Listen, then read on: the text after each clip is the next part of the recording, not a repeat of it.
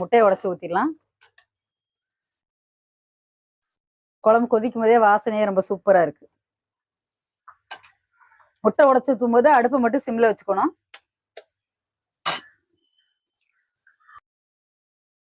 முட்டை ஊத்தும் போது கொஞ்சம் தள்ளி தள்ளி ஊற்றணும். ஒரே இடத்துல ஊத்திட்டீங்கன்னா மொத்தமா இருக்கிற மாதிரி இருக்கும். குழம்பு லைட்டா கொதி வரட்டும். குழம்பு நல்லா கொதிக்க ஆரம்பிச்சிருச்சு. இப்போ கடாயை மூடிட்டு அடுப்பை 10 நிமிஷம் சிம்ல வச்சிடலாம்.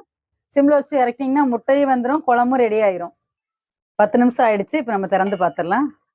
பாருங்க, சூப்பரான முட்டை குழம்பு ரெடி ஆயிடுச்சு. பார்க்கறதுக்கே சூப்பரா இருக்கு.